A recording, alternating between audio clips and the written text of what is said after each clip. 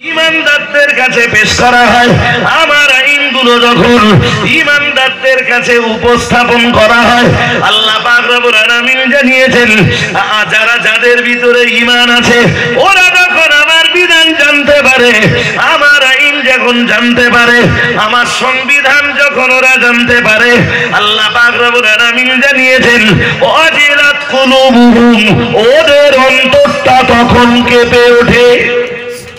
সুবহানাল্লাহ বলবেন না? একটু মন খুলে বলেন মহান আল্লাহ বললেন ইমানদারের অন্তর তখন কেঁপে ওঠে যখন আল্লাহর আইন ওদের কাছে তুলে ধরা হয়, আল্লাহর আইন যখন ওদের কাছে পেশ করা হয়, ওদের অন্তরটা কেঁপে যায়। মহান আল্লাহ আবার বললেন ওয়াইযা তুলিয়াত আলাইহিম আয়াতুহু যাদাতুহুম ঈমানা ওয়া আলা রাব্বিহিম ইয়াতাওয়াক্কালুন। মহান আল্লাহ আবার বললেন আর ঈমানদার হলো তারাই, আমি আল্লাহ পাক আমার আয়াত যখন ঈমানদারদের কাছে পড়ে পড়ে শোনানো হয়, বোঝানো হয়, ব্যাখ্যা করা হয়, বিশ্লেষণ করা হয়, মহান আল্লাহ জানিয়েছেন যাদাতুহুম ঈমানা, ঈমানদারদের ঈমানের আলো আর ঈমানের নূরটা আরো বেড়ে যায়। সুবহানাল্লাহ। আরেকটু মন খুলে বলেন সুবহানাল্লাহ। এখন আমি কোরআন শরীফের 9 পারা সূরা আনফালের ওই যে আয়াতটা পড়েছি, ও শুরুতে তো রয়েছে মিয়া ঈমানদারদের কাছে যখন আল্লাহর আইন পেশ করা হয়, মদ খাওয়া চলবে না, সুদ খাওয়া চলবে না, লটারি কাটা চলবে না, জুয়া খেলা চলবে না, গান শোনা চলবে না, জিনা করা ব্যভিচার করা চলবে না। মহান আল্লাহ জানিয়েছেন ঈমানদারদের কাছে আমার এই আইনগুলো যখন ফুটিয়ে তোলা হয়, ঈমানদারদের অন্তরটা তখন কেঁপে যায়। কিন্তু মুসলমান ভালো করে মাথায় রাখুন, প্যারা নবী মুহাম্মদুর রাসূলুল্লাহ সাল্লাল্লাহু আলাইহি ওয়াসাল্লাম এই আইনগুলোই যখন তদানীন্তন কাফেরদের কাছে তুলে ধরেছেন, থেকে শুনতে শুনতে হঠাৎ উঠে পড়া, ক্লাস করতে করতে হঠাৎ কোনো ছাত্র যদি বলে বাইরে যাব, এমার্জেন্সি প্রয়োজন ছাড়া, কখনো কখনো এমার্জেন্সি থাকে, বিষয়টি আলাদা, কিন্তু এই মজলিস ছেড়ে হঠাৎ উঠে যাওয়া এটা মজলিসের জন্য ভালো নয়। এই জন্য কেউ আমার শুনতে শুনতে উঠলে আমি জিজ্ঞেস করি তুমি যাচ্ছ কোথায়? আমার কথা বুঝতে অসুবিধা হচ্ছে না? আমি ভুল কিছু বলছি না? আমার কথা তোমার পছন্দ হচ্ছে না? না আমি যা বলতিস তোমার মুখস্থ আছে? কোনটা বলো? আল্লাহ এর পরের আয়াতে বলছেন 3 পারা সূরা বাকারায় আল্লাহ পাক রব্বুল আলামিন বললেন ফাইল্লাম তাফআলু ফাযানু বিহারবিন মিনাল্লাহি ওয়া রাসূলিহি। আল্লাহ পাক রব্বুল আলামিন বললেন ও আমার বান্দা বান্দীরা শোনো, ওগো ঈমানওয়ালা নারী আর পুরুষের দল, আমি আল্লাহ পাক রব্বুল আলামিন বলছি সুদের বিরুদ্ধে আমি অনেক আয়াত নাযিল করেছি, সুদ সংক্রান্ত ব্যাপারে আমি আল্লাহ পাক রব্বুল আলামিন অনেক আয়াত দিয়েছি। এরপরেও যদি তোমরা সুদ খাওয়া বন্ধ না করো, এরপরেও যদি সুদ ছেড়ে দিতে মন না চায়, আমি আল্লাহ পাক রব্বুল আলামিন বলছি বরং তোমাদের যদি মনে হয় আমার কোরআনের আয়াতের চাইতে সুদের টাকার দাম তোমাদের কাছে অনেক বেশি, আল্লাহ পাক রব্বুল আলামিন বললেন ফাযানু বিহারবিন মিনাল্লাহি ওয়া রাসূলিহি। তবে বান্দা তৈরি হয়ে যাও, ও বান্দা বান্দি তৈরি হয়ে যাও, আমি আল্লাহ পাক রব্বুল আলামিন হাসরের ময়দানে তোমাদের মতো সুদখোর নারী পুরুষের সঙ্গে লড়ব। নাউজুবিল্লাহ বলেন। কে লড়বেন? জিজ্ঞেস করছি কে লড়াই করবেন? আল্লাহ। কাদের বিরুদ্ধে? এ কথা সত্য না মিথ্যা? কোরআনের একটা কথা মিথ্যা আছে? জোর করে বলেন আছে? তাহলে মা চাচিরা যারা সমিতির সঙ্গে জড়িয়ে পড়েছে ওদের সাথে লড়াই করবে কে? আল্লাহ একা না। পরে মহান আল্লাহ আবার বলেছেন বিহারবিন মিনাল্লাহি ওয়া রাসূলিহি। শুধু আমি একা লড়বো না, আমার নবী হাবিব নবী বিশ্ব নবী মুহাম্মদুর রাসূলুল্লাহ সাল্লাল্লাহু আলাইহি ওয়াসাল্লাম তিনিও হাসরের ময়দানে সুদখোরের বিরুদ্ধে লড়বেন। নাউজুবিল্লাহ বলেন, একটু জোর আওয়াজে বলেন। আজকে এই আমি আসবার পরে কার একটা বক্তৃতা শুনছিলাম যে বিশ্বজুড়ে আজ মুসলমান মার খায় কেন? আল্লাহ তো বলেছেন আল্লাযীনা আমানু ওয়া লাম ইয়ালবিসু ঈমানাহুম বিযুলমিন উলাইকা লাহুমুল আমন। মহান আল্লাহ বললেন যারা ঈমান এনেছে, ঈমানের ভিতরে যারা জুলুম ঢোকায়নি, আমি আল্লাহ আমার পক্ষ থেকে তাদের নিরাপত্তার দায়িত্বটা আমি আল্লাহ আমার কুদরতি কবজায়, আমি দায়িত্ব নিয়ে তাদেরকে নিরাপত্তা দেব। সুবহানাল্লাহ বলুন। ওদের বোম মারা হবে, বোম ফাটবে না, গুলি করা হবে, গুলি ঢুকবে না, ওদের নিরাপত্তার দায়িত্ব আমার। আজ মুসলমান এত মার খাচ্ছে, এর পিছনে প্রথম কারণ দাবি আছে ইমানের, মাগার আন্দার মে ইমান নেই। কথা শুনছেন নাকি? দাবি আছে ইমানদার, মাগার আন্দারে ইমান।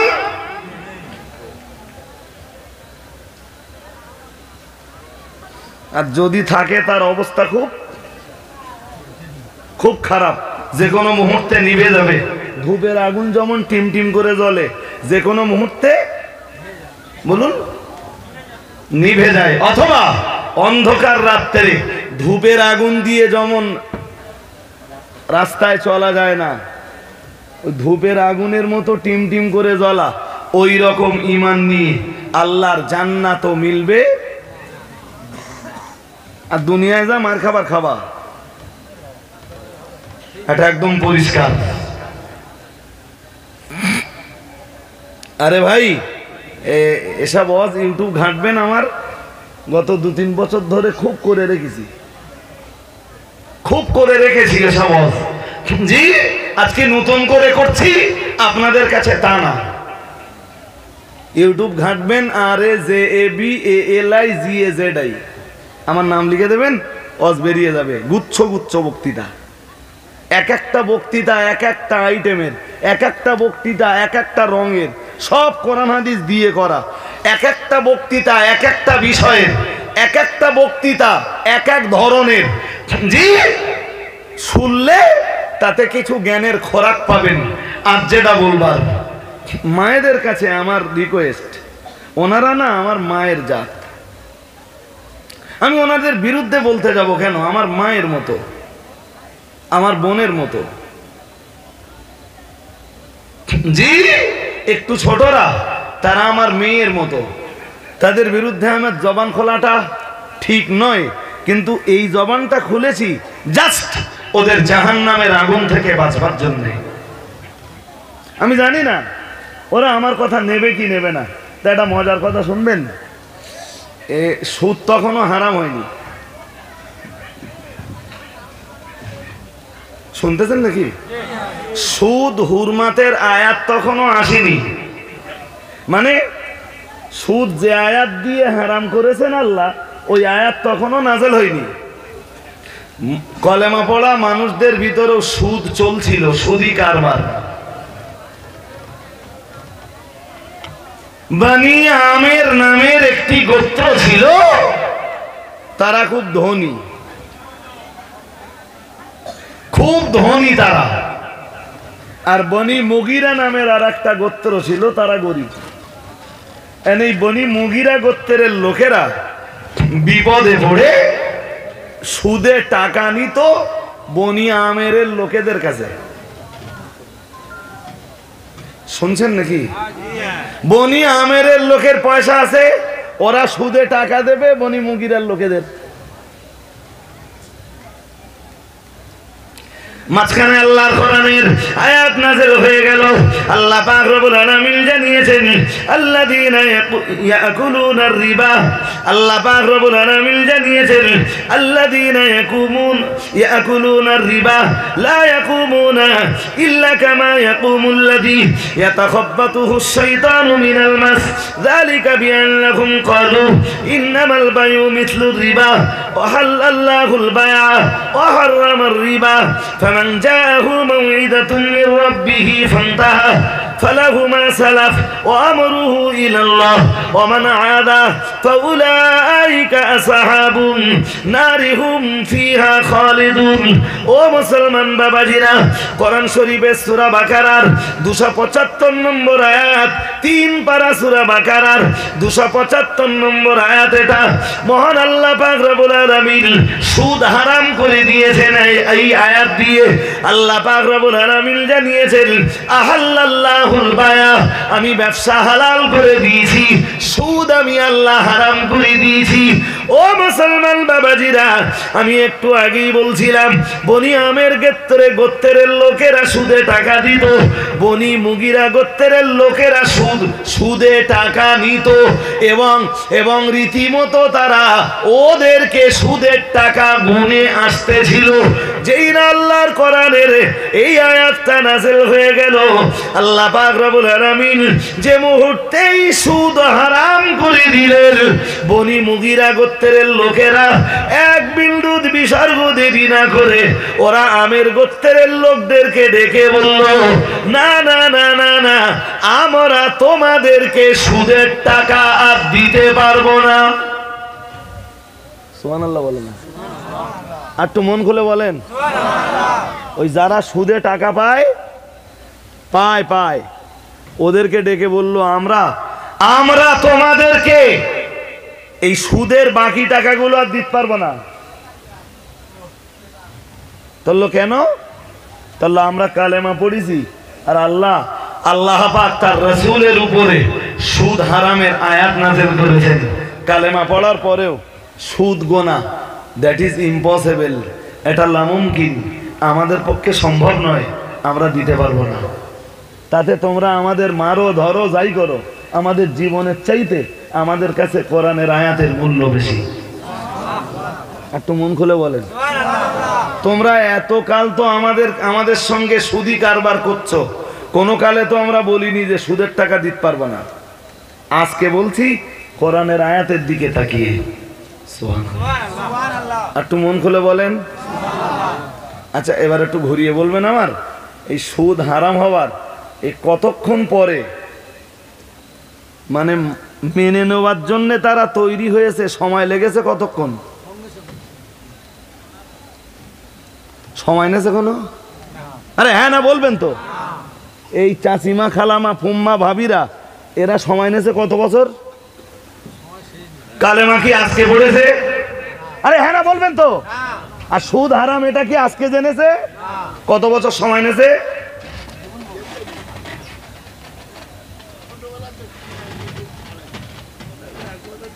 চাচা বলতেছে ছোটবেলাতে শুনে আসতেছি সুদ তা মায়েরা ঘুরিয়ে একটা কথা বলতে পারে যে আমরা তো সুদ আমাদের এটা তো সুদির কেস না, এটা বন্ধন। কি নাম?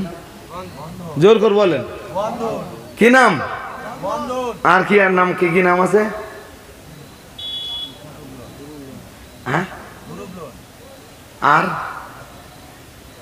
হাদিসে এসছে উম্মাতিরা কিয়ামত পর্যন্ত যা যা করবে, হয় আল্লাহ তার বান্দারা যা যা করবে সেটা বলে রেখেছেন, নইলে মুহাম্মদ সাল্লাল্লাহু আলাইহি ওয়াসাল্লাম তার উম্মতরা যা যা করবে সেগুলো সব বলে গিয়েছেন। নবীজি বলেছেন শেষ জামানার মানুষগুলো তারা হারাম জিনিসগুলোকে হালাল করে নেবে। শুনছেন নাকি? হারামটা কি করবে? কিভাবে? সাহাবারা জিজ্ঞেস করলেন, কাইফা ইস্তাহিল্লুনাহা ইয়া রাসূলুল্লাহ, ইয়া রাসূলুল্লাহ, ইয়া হাবিবাল্লাহ, আল হালালু বায়িনুন ওয়াল হারামু বায়িনুন। হুজুর, হালাল স্পষ্ট, হারামটাও যেখানে স্পষ্ট, এরপরেও তারা হারাম জিনিসগুলোকে কি করে হালাল বানিয়ে নেবে?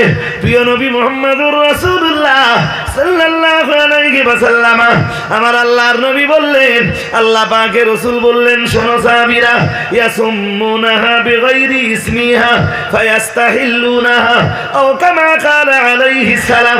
প্যারা নবী মুহাম্মদুর রাসূলুল্লাহ সাল্লাল্লাহু আলাইহি ওয়াসাল্লাম, আমার আল্লাহর নবী জানিয়ে দিয়েছেন, আমার আল্লাহর হাবিব জানিয়ে দিয়েছেন।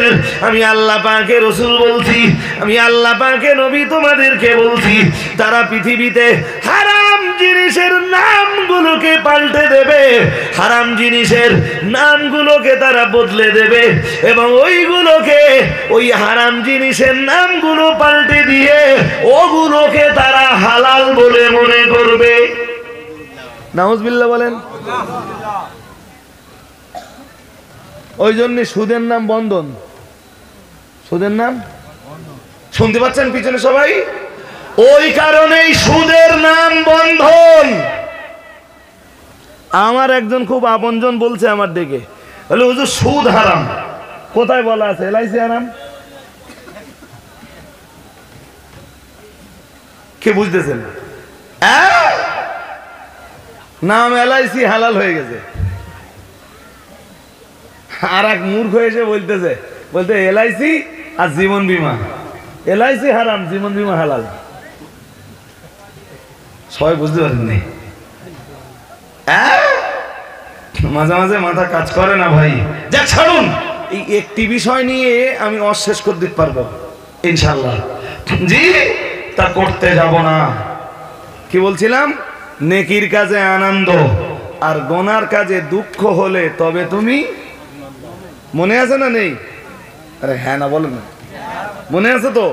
গোনার কাজে দুঃখ কই হয়? এই আশপাশের ছেলেদের, মানে বিবাহযোগ্য ছেলেদের দরদাম কেরাম চলতেছে আমি জানি না।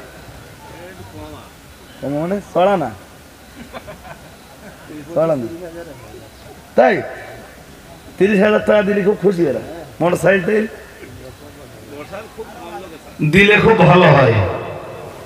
আচ্ছা, পণ হারাম, এইটা শুনতে বাকি আছে কার? সবাই জানেন? আচ্ছা এবার বলেন, মেয়ের বাড়ির এই ফোনের টাকা ছেলের বাপ, ছেলের দুলাভাইয়ের হাতে যখন আসবে, ও থুতুতে যখন গুনবে, আনন্দ হবে না দুঃখ হবে? হ্যাঁ, এই একটু আগে বললেন হারাম, তো হারাম টাকা গুনতেছে, গোনা হচ্ছে, তা আবার আনন্দ হচ্ছে কেন? ईमान ईमान क्या होगा भाई? বলে বাড়াবা ইমানদার। পৃথিবীবাসীর কাছে পরিচয় দেবে তুমি এক ইমানদার, অথচ তোমার আন্দারে ইমান থাকবে না। क्या बात? মাছ তো খেতেই হবে, তৈরি হও, তৈরি হও খুব তাড়াতাড়ি, খুব ভালো রকম মার খেতে হবে। কথা শুনছেন নাকি? আমার কথা শুনুন, আমি আজকে বলে যাচ্ছি, আল্লাহ যদি আপনাদের বাঁচিয়ে রাখেন, দৃশ্য যদি চোখে দেখতে পান, সেদিন মনে হবে রজব আলী সাহেব যা বলে গিয়েছিলেন ভালো, ঠিকই বলেছিলেন। ইমানদারের ইমান থাকতে হবে, এরপরে ইসলামের চরিত্রগুলো একজন মোমেনের ভিতরে ফুটে উঠতে হবে, তবে সে মোমেনে মুকাম্মাল। জি, ব্যাখ্যা করে লম্বা করে সময় নষ্ট করব না। ওই 7টা কাজ একটু ঝটপট বলে দেব আপনাদের। শুরু করেছিলাম ওখানে না, আর বলেছিলাম এই 7টা কাজের শুরুতে কি থাকা লাগবে? ইমান। আসলে আমি যে ওয়াজ করতে বসেছি, আমার এই ওয়াজ ভাই এই খুব গ্রহণ করা খুব টাফ ব্যাপার না, সহজ ব্যাপার। ও ঝাড়াই হবে সব দলের। ওই চ্যাংড়া ছেলেগুলো যারা ফ্রি ফায়ার পাবজি মারতেছে, ওরাও ঝাড়াই খাবে তো। জি, কোরআন আর হাদিসের দর্শন দিয়ে যদি দেখা হয়, তাহলে সবকিছুই তো ধরা পড়বে।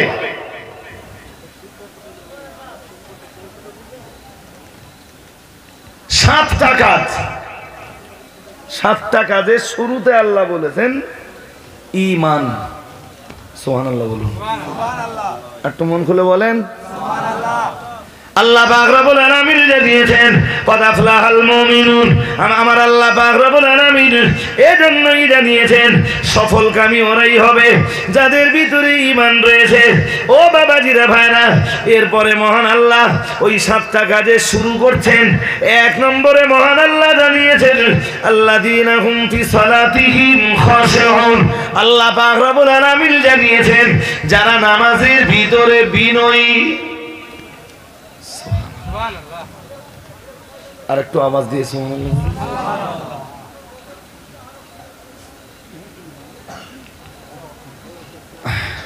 আমার দিকে মন দিতে হবে আপনাদের।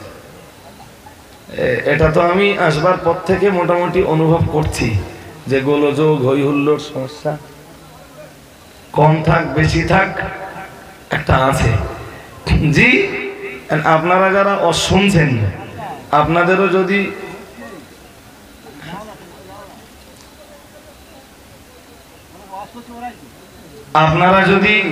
মানে অন্যমনস্ক হয়ে যান তাহলে তো আরো সমস্যা হয়ে যাবে।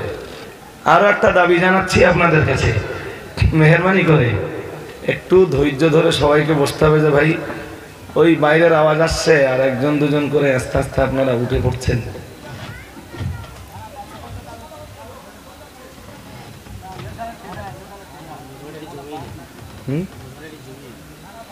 ও তো ভাই একটু এগিয়ে এগিয়ে আসবেন, আপনারা যারা বসছেন একটু যদি এগিয়ে এগিয়ে বসেন তো খুব ভালো হয়।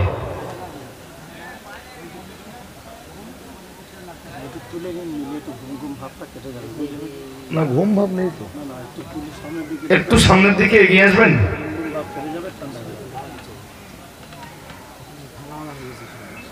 একটু সামনের দিকে এগিয়ে আসেন না ভাই প্লিজ, যারাই এই মজলিসে বসেছেন একটু সামনের দিকে আপনারা এগিয়ে আসুন না। আসুন, আমি খুব ছোট ছোট করে ওই 7টি বিষয় আপনাদের মোটামুটি একটা ধারণা দিয়ে আমার বক্তব্য ছাড়বো ইনশাল্লাহ। একটু এগিয়ে আসুন সবাই যারাই বসেছেন। জি, তো কি বলছিলাম, ঈমান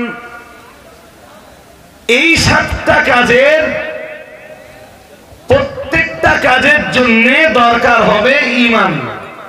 এই জন্য ঈমানটা আল্লাহ শুরুতে দিয়েছেন, দিয়ে 7টা কাজের বয়ান শুরু করেছেন। 1 নম্বরে মহান আল্লাহ বললেন আল্লাযীনা হুম ফি সালাতিহিম খাশিউন।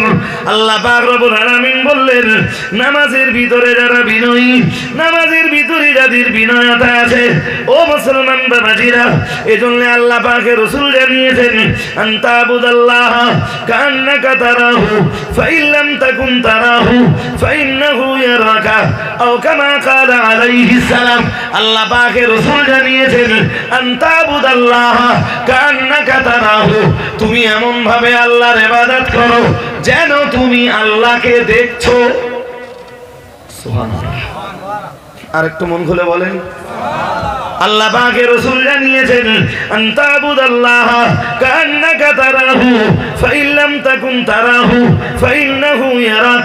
আল্লাহ পাকের রাসূল জানিয়েছেন আল্লাহকে যদি তুমি না দেখতে পাও তাহলে তোমার মনের কাছে অন্তত এই বিশ্বাসটা তুমি রেখে দাও, তুমি আল্লাহকে না দেখতে পেলেও বেশক তোমার আল্লাহ তোমাকে দেখছেন।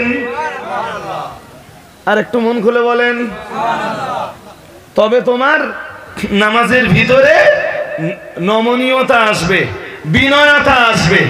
তুমি যখন মনে করবা যে তুমি আল্লাহকে না দেখলেও আল্লাহ তোমাকে দেখছেন, তখনই তোমার নামাজের ভিতরে পায়দা হবে খুশু, আর নামাজের ভিতরে সৃষ্টি হওয়া ওই বিনয়তাটা তোমার জান্নাতে যাবার জন্য কাজে লাগবে। 2 ওয়াল্লাযীনা হুম আনিল লাগবি মুরিদুন। আল্লাহ পাক রব্বুল আলামিন জানিয়েছেন 2 নম্বরে মহান আল্লাহ জানিয়েছেন মুখস্থ করতে করতে বাড়ি যান। 1 নম্বরে বলেছেন খুশু, 2 নম্বরে মহান আল্লাহ জানিয়েছেন লঘু কাজ থেকে বিরত হওয়া লাগবে। মানে লঘু কাজ থেকে দূরে থাকা লাগবে। এবারে আপনাদের প্রশ্ন জাগতে পারে, লঘু বলতে কি বোঝানো হয়েছে? লঘু কাজটা আসলে কি? ও মুসলমান বাবাজিরা মনে রাখুন, আসলে লঘু কাজটি হলো, লঘু বলা হয় দুনিয়ার ওই কাজগুলোকে যে কাজগুলোর কোনো অর্থ নেই, যে কাজগুলো অনর্থক, যে কাজগুলো নিরর্থক, যে কাজগুলোর কোনো টার্গেট নেই, এম নেই, মিশন নেই, লক্ষ্য নেই, ওই কাজগুলোকে বলা হয় লঘু কাজ। মহান আল্লাহ জানিয়েছেন, শোন বান্দা, আমি আল্লাহ পাক রব্বুল আলামিন বলছি, ঈমান আনার পরে যদি তোর ভিতরে জান্নাতের আকাঙ্ক্ষা তৈরি হয়, জান্নাতের চাহিদা যদি তোর ভিতরে জন্ম নেয়, তবে আমি আল্লাহ পাক রব্বুল আলামিন বলছি, জান্নাতের চাহিদা আর জান্নাতের কামনা তোর ভিতরে পয়দা হলে আমি আল্লাহ পাক বলছি, তোর জন্য কাজ হলো দুনিয়ায় যত লঘু কাজ আছে, লঘু কাজগুলোকে বাদ দিয়ে চল। যদি লঘু কাজগুলো জীবন থেকে বাদ দিয়ে চলতে পারিস, তবেই আমি আল্লাহ আমার জান্নাত তোদের নসিবে মঞ্জুর হবে। লঘু কাজের ব্যাখ্যায় ছোট্ট করে কি বলেছি? যে কাজগুলোর কোনো এম নেই, টার্গেট নেই, লক্ষ্য নেই, মিশন নেই, অর্থ নেই, মুরাদ নেই, মতলব নেই, ওই কাজগুলোকে বলা হয়। এরকম লঘু কাজ পৃথিবীতে প্রচুর আছে। তো আল্লাহ বলেছেন যে এই লঘু কাজ যারা না করবে, লঘু কাজ থেকে যারা বিরত হবে, ওরাই আল্লাহর জান্নাতে যাবার যোগ্য, উপযুক্ত। লঘুর আরেকটা ব্যাখ্যা মুফাসসিরিনে হযরতরা লিখেছেন, লঘুর আরেকটা ব্যাখ্যা হলো, পৃথিবীতে যত হারাম কাজ আছে, সমস্ত হারাম কাজই লঘু। আচ্ছা, এই হারামের বিরুদ্ধে বলছি, আমি বলছি না কোরআন হাদিসে আছে? হ্যাঁ, এবার একটা আয়াত বলবো, শুনবেন? শুনবেন? আলহামদুলিল্লাহ, পড়ি। আল্লাহ পাক রব্বুল আলামিন কোরআন শরীফে জানিয়ে দিয়েছেন, ইন্নামাল মুমিনুনা আল্লাযীনা ইযা যুকিরাল্লাহু ওয়াজিলাত কুলুবুহুম ওয়া ইযা তুলিয়াত আলাইহিম আয়াতুহু যাদাতুহুম ঈমানা ওয়া আলা রাব্বিহিম ইয়াতাওয়াক্কালুন।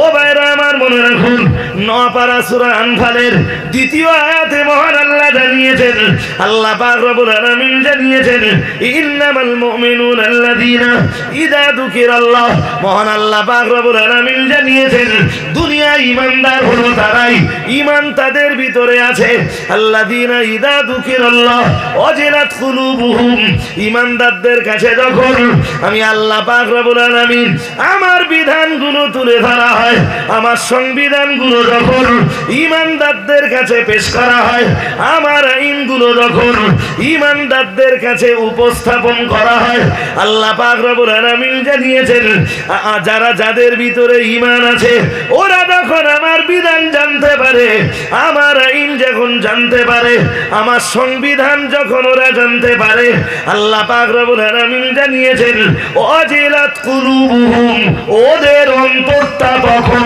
কেঁপে ওঠে। সুবহানাল্লাহ বলবেন না? একটু মন খুলে বলেন।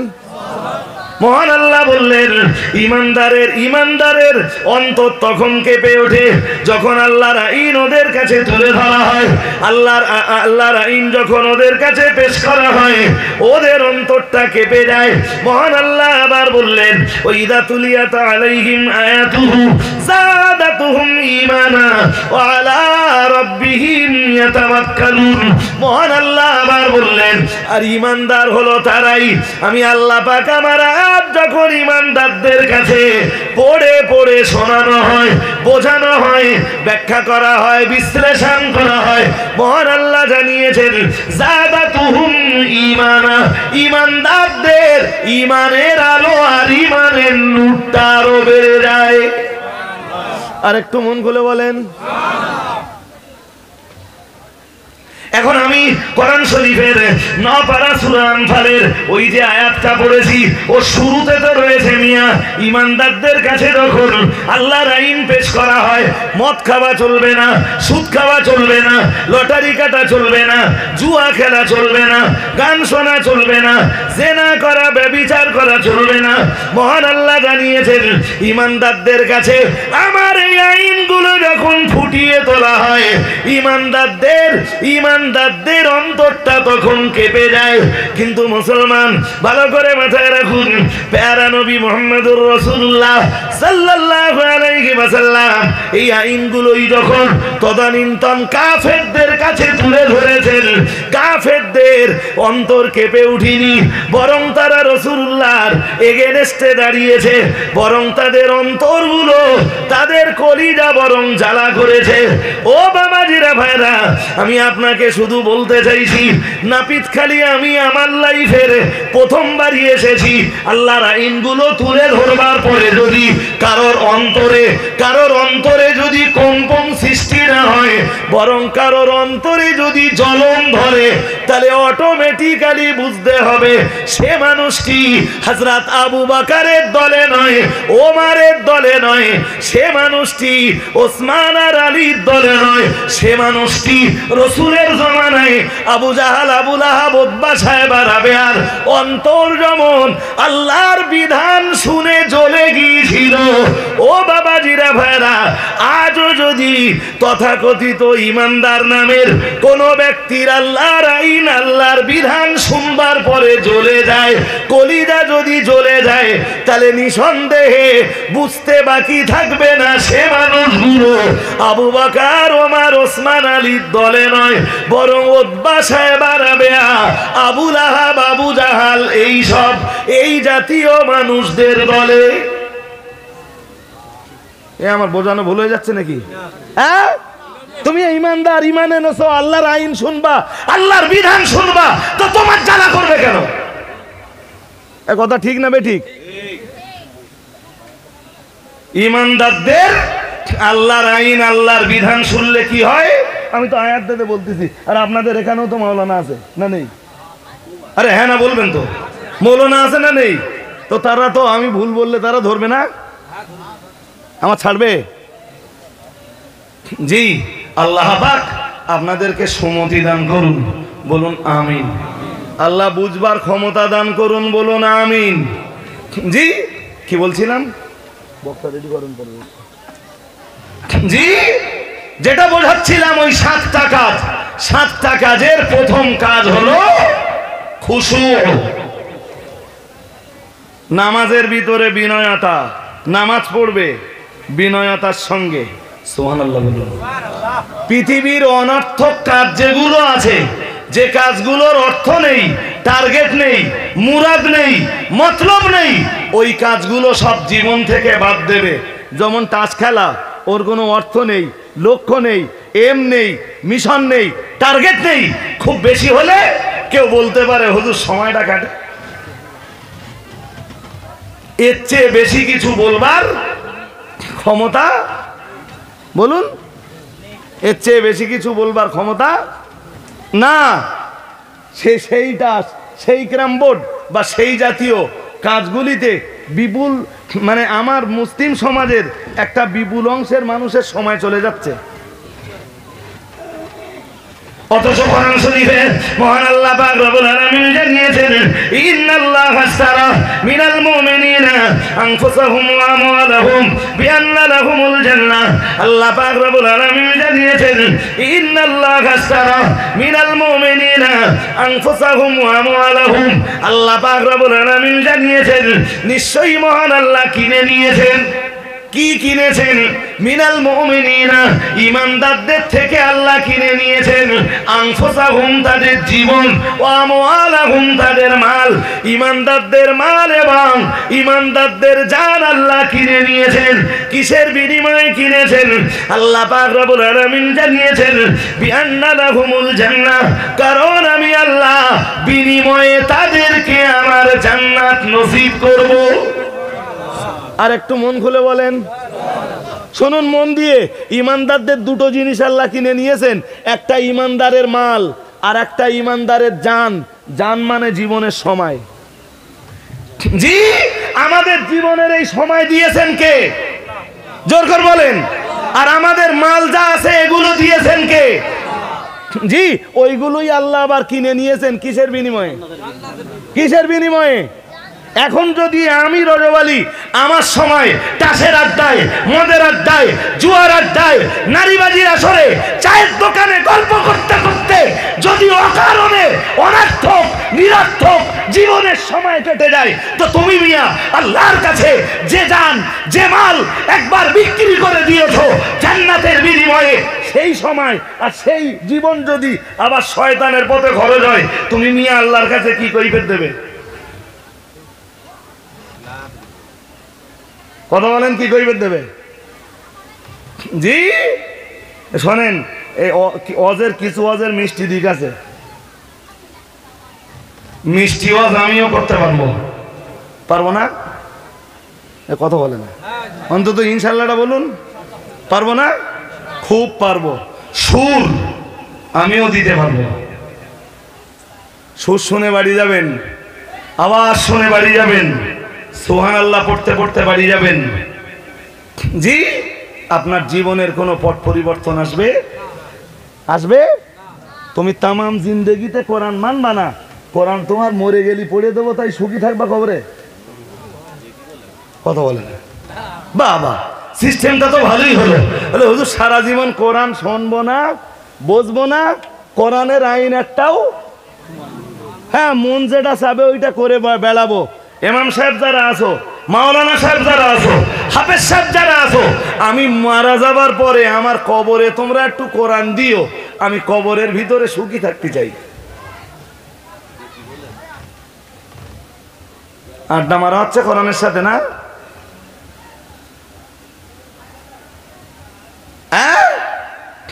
আমার ভাষা শুনলে মনে হবে নি যে এই লোকের ভাষা তো না, আমার ভাষা ভালো না ভাই। আপনি ভেবে দেখেন আড্ডা মারা কিনা। ও তামাম জিন্দেগি কেটে গেল, তামাম জিন্দেগি। এসব বললে শুধু সময় যাবে। হাসরের মাঠে তিনটি দল হবে, মন দিয়ে শুনুন। কয়টা? কয়টা? তিনটা।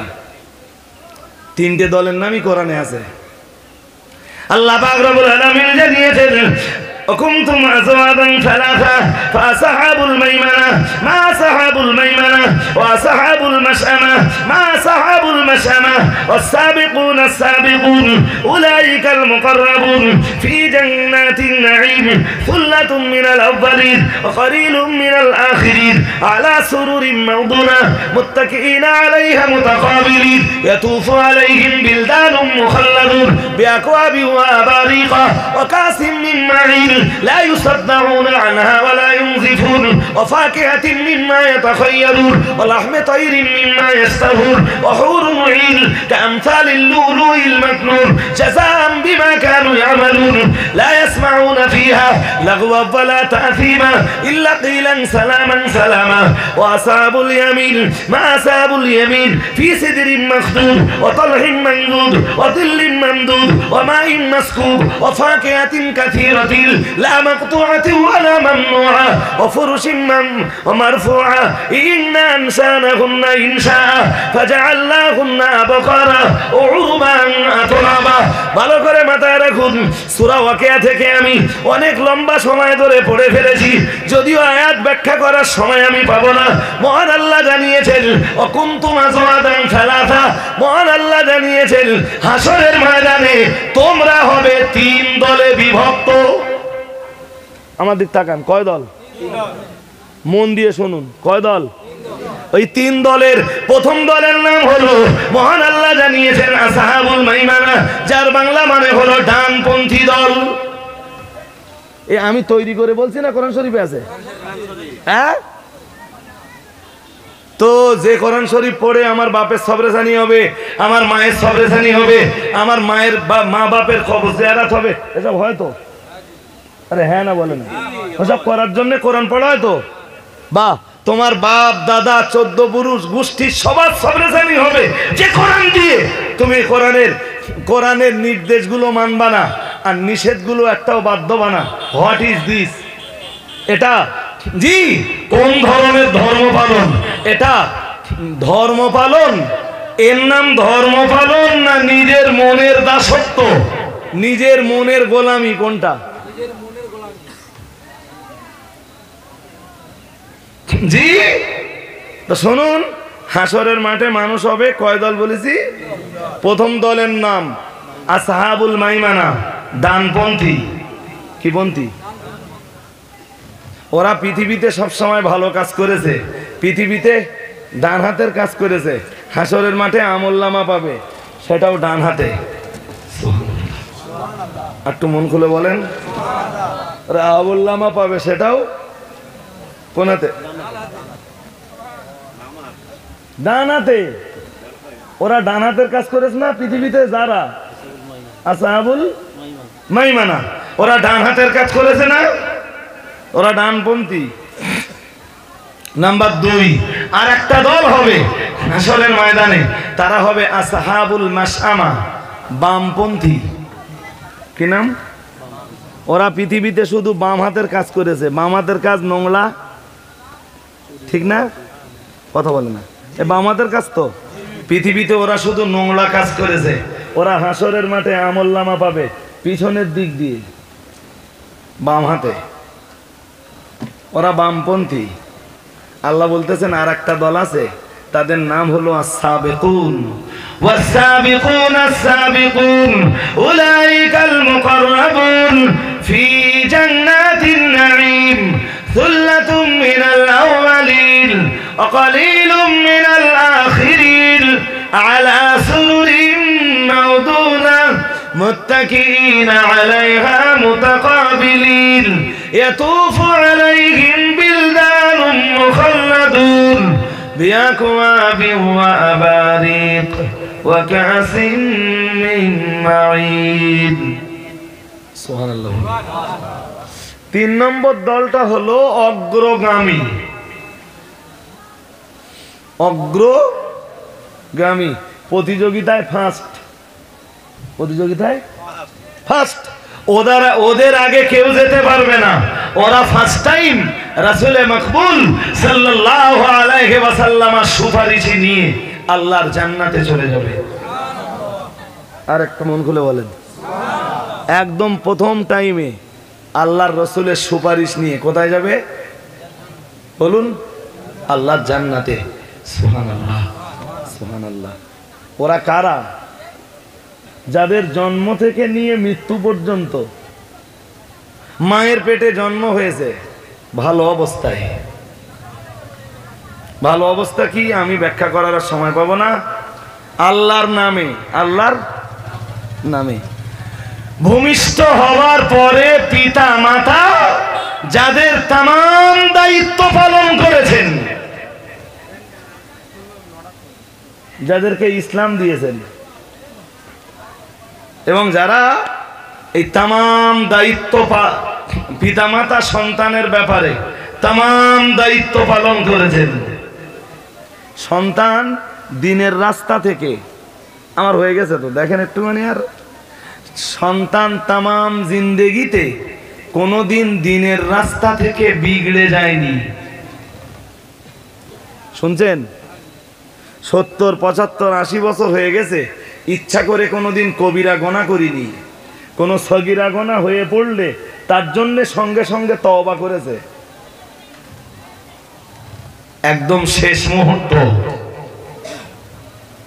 মান কানা আখিরু কালামিহি লা ইলাহা ইল্লাল্লাহ ফাদাখালাল জান্নাহ আও কামা ক্বালা আলাইহিস সালাম। আল্লাহ পাকের রাসূল জানিয়েছেন, যে মানুষটার শেষ কথা হবে লা ইলাহা ইল্লাল্লাহ, যে মানুষটার শেষ কথা হবে আল্লাহ ছাড়া আর কোনো উপাস্য নেই, আল্লাহ ছাড়া প্রকৃত কোনো মাবুদ নেই, ও ভাইরা আমার মনে রাখুন, আল্লাহ পাকের রাসূল জানিয়েছেন ফাদাখালাল জান্নাহ, সে মানুষটি আল্লাহর জান্নাতে যাবে। সুবহানাল্লাহ বলেন, আর একবার সুবহানাল্লাহ বলুন। ওই তামাম জিন্দেগি কেটেছে ভালো পাতে, আর শেষ সময়টা কলেমা পড়তে পড়তে আল্লাহর কাছে চলে গেছে। এই মানুষগুলো হবে আস-সাবিকুন, অগ্রগামী। এরা জান্নাতে যাবার ব্যাপারে প্রতিযোগিতায় প্রথম স্থান পাবে। একটু মন খুলে বলেন। এবার জিজ্ঞেস করুন, তাহলে আসহাবুল মাইমানা ওরাও জান্নাতে যাবে, মানে ডানপন্থী দল ওরাও তো জান্নাতে যাবে, আবার অগ্রগামী দল এরাও জান্নাতে যাবে। তা দু দলের ভিতরে ফারাক কি হুজুর? দু দলের ভিতরে তফাৎ হলো, ডানপন্থীদের জীবনে ইচ্ছাকৃতভাবে কোনো পাপ নেই। অগ্রগামী যারা, প্রতিযোগিতায় প্রথম স্থান যারা পাবে, ওদের জিন্দেগিতে ইচ্ছাকৃতভাবে কোনো কালে কোনো গোনা, বলুন, আর ইচ্ছাকৃতভাবে কোনো নেকির কাজ ওরা কখনো ছেড়ে দেয়নি। আর ডানপন্থী দলে ওরাই থাকবে কারা জানেন? যাদের জীবনের প্রথম দিকটা একটু খারাপ অবস্থায় কেটেছে, হঠাৎ কোনো অ্যাক্সিডেন্টে পড়ে, বিপদে পড়ে, মুসিবতে পড়ে, কোনো মৌলানার বক্তৃতা শুনে হঠাৎ দিনের রাস্তা খুঁজে পেয়েছে, ওই দিনের রাস্তা আর জিন্দেগিতে কোনো দিন ছেড়ে দেয়নি। প্রথম জীবনটা ভালো কাটেনি, বলো, মাঝ লাইফে এসে, মিডিল লাইফে এসে হঠাৎ পরিবর্তন হয়ে গেছে, আর জীবনে খারাপ পথে ফিরে যায়নি। ওরাই হলো আসহাবুল মাইমানা, ওরাই হলো ডানপন্থী। আর একটু মন খুলে বলবেন না? এবার লাস্ট টাইম জিজ্ঞেস করুন, বামপন্থী কারা? বামপন্থী ওরা যাদের সুদ ছাড়ার কথা বলে হবেনি, হচ্ছে। এই জামানায় অত মানতে গেলি হয়? নামাজ পড়ার কথা বলে হচ্ছে, হবেনি, বাচ্চা কাচ্চা ছোট, মেয়েগুলো সব বের যাক, আছে না নেই? আছে না নেই? এই করতে করতে মরে যায় না? হ্যাঁ না বলে না? হ্যাঁ। মদ খাওয়া ছাড়ার কথা বলে চাচা আগের চেয়ে অনেক কমকে দিছি, এবার আরো কমকে দেওয়ানি। ওই খেতি শেষ। কোন পন্থী? কথা বলেন না কেন? কোন পন্থী? চাষি মারে এত বলা হয়েছে, তুমি সমিতিটা ছেড়ে দাও দিন। সমিতি ছাড়ার কথা বললে শুধু বলে হবেনি, হচ্ছে। কোন পন্থী? আসহাবুল মাশামা। আর উপায়? আরে উপায়টা বলবেন তো। অঙ্ক করে যদি, অঙ্কে যখন কেউ দেখবে যে আমি পুরোপুরি ধরা খেয়ে গেছি, তখন আমার অস্তার পছন্দ হবে? কথা বলুন, আমার অস্তার পছন্দ হবে? তো হবে না, আমার বয়ে গেল। জি, এই যে ভাই আমাকে দাওয়াত করেছেন, ও ভাই খুব ভালো জানেন আমি দাওয়াত নিতে যাচ্ছিলাম না, অনেক রিকোয়েস্টের পরে রাজি হয়েছি। তবে এটা মনের কথা বলবো এতক্ষণ পরে, এবার এটা খুব মনের কথা বলি, আমি ছাড়বো এবার, একদম লাস্ট টাইম আমার। জি, এটা মনের কথা বলি। আমি মনে করতাম আগে, আমার একটা ধারণা ছিল জানেন না, ও ধারণা না, একদম মনের কথাটা আবার বলছি। যিনি আমাকে দাওয়াত করেছিলেন, আপনাদের এলাকার ধর্মীয় আকীদার ব্যাপার তিনি আমাকে বলে দিয়েছিলেন। এটা কেন বলছি এবার শুনে নেন। আমি হানাফি মাযহাবের অনুসারী। আর একটু খুলে বলি, আল্লাহর বান্দা, রাসূলের উম্মত, হানাফি মাযহাবের অনুসারী। বাংলার মাটিতে দাঁড়িয়ে ফুরফুরা শরীফের মুজাদ্দিদুজ্জামান দাদা পীর কিবলা রহমাতুল্লাহ আলাইহির মতবাদের অনুসারী এবং অনুগামী। কিন্তু জামাতি ভাইরা বলুন, তবলিগ ভাইরা বলুন, আমার কাছে ঘৃণ্য নয়, আমার কাছে তারা আমার ইমানি ভাই। কথা শুনতেছেন? তারা আমার কাছে আমার একটা স্বচ্ছ ধারণা ছিল। আমি এই জামাতি ভাইদের কাছে প্রচুর জায়গায় দাওয়াতে গেছি, তো যে দেখেছি সেসব জায়গায় লোকজন খুব ভালো হয়, এবং আমার এই কোরআন হাদিসের বয়ান তারা খুব সুন্দরভাবে রিসিভ করে। কিন্তু আজ প্রথমবার আমার ধারণা বদলে গেল। এতদিন মনে করতাম, আসলে কিছু মনে করবেন না, ফুরফুরা শরীফের মুজাদ্দিদুজ্জামান দাদা পীর কিবলা রহমাতুল্লাহ আলাইহির সিলসিলার অনুগামী এবং অনুসারী যারা আছে, তাদের ভিতরের একটা শ্রেণী আছে যারা চৌকলা ভক্ত। কি বলা বলেন? আর কিছু লোক আছে যারা অন্ধের মতো জিন্দাবাদদের ঠেলা পাটি। আমার কথা বুঝতে পারতেছেন? আমি একদিন মনে করতাম বোধহয় আমার জামাতি ভাইদের ভিতরে ওরকমটা নেই। কোনটা? এই অন্ধভক্ত। আজকে ধারণা আমার অনেকটা চেঞ্জ হলো। জি, তো আল্লাহ আপনাদেরকে হেফাজত করুন, হেদায়াতে কামেলা নসিব করুন, বলুন আমিন। আরো একবার বলেন আমিন। যদি মালিক রাজি হয় তো আপনারা পরে আমার এই বক্তব্যগুলো কোরআন হাদিসের নিরিখে একটু ওজন করার চেষ্টা করবেন, দেখবেন মাপলে এর একটা ওজন হয়ে যাবে। আল্লাহ কবুল করুন, বলুন আমিন। আর একবার আমিন। ওই যে কথাটা বলছিলাম 7টা কাজ বলবো বলেছিলাম, অন্তত গল্পে গল্পে 7টা বলে দেই, নাহলে ওয়াদা খেলাফ হয়ে যাবে। জি, 1 নম্বরটা ছিল নামাজের ভিতরে বিনয়তা। 2 নম্বরে ছিল নামাজে এই লঘু কাজের বর্জন। 3 নম্বরে যাকাত মানে পবিত্রতা। পবিত্রতা শুধু মালের নয়, কালবের, রক্তের, গোশতের, চামড়ার, তারপর মালের। এতগুলো পবিত্রতা যার ভিতরে আছে সে আল্লাহর জান্নাত পাবে। ক নম্বর হয়েছে? 3। 4 নম্বরে ওয়াল্লাযীনা হুম লিফুরুজিহিম হাফিজুন। শুনতেছেন আমার কথা নাকি? ও তো 1 মিনিটে বলে দেবো। আর 4 নম্বরে লজ্জাস্থানের হেফাজতকারিনী নারী এবং পুরুষ। যারা লজ্জাস্থানের হেফাজত করে, লজ্জাঙ্গের হেফাজত করে, যৌবনের হেফাজত করে, সুবহানাল্লাহ। যারা লজ্জাস্থানকে ব্যবহার করে নিজের স্ত্রীর কাছে, আর স্ত্রী হলে নিজের স্বামীর কাছে, আল্লাহ বলেছেন ওরা জান্নাতের উপযুক্ত। নাম্বার 5। 4 হয়ে গেল না? 5 ওয়াল্লাযীনা হুম লিআমানাতিহিম। যারা আমানাতকে রক্ষা করে। কি রক্ষা করে বলুন? আমানত। ব্যাখ্যা করছি না আর। ওয়া আহদিহিম। নাম্বার 6 যারা অঙ্গীকার পূরণ করে। ইদা আহাদতুমুল্লাহ বিন নাস, আল্লাহর সঙ্গে হোক অথবা মানুষের সঙ্গে হোক, কোনো অঙ্গীকার করলে যারা পূর্ণ করে। আর 7 নম্বরে, 7 নম্বরে যারা নামাজের হেফাজত করে। সুবহানাল্লাহ। এই 7টি গুণের কথা বলবার পরে মহান আল্লাহ জানিয়েছেন উলাইকা হুমুল ওয়ারিসুন।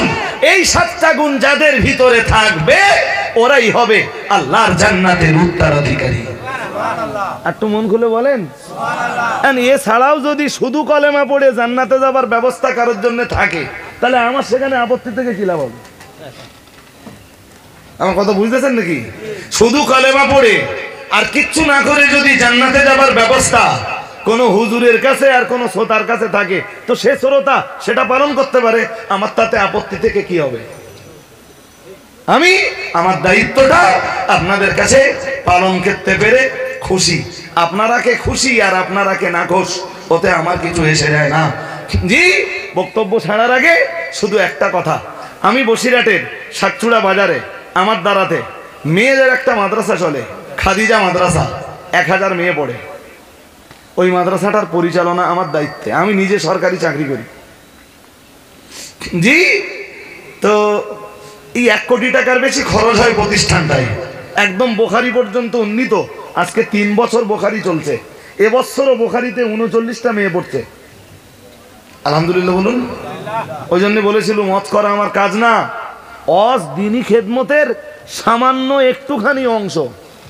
এটা মনে রাখবেন। আবার বলছি, অজ দিনী খেদমতের সামান্য একটুখানি অংশ। এর চাইতে আলেমদের কাছে দিনী খেদমতের অনেক বড় বড় তরিকা আছে।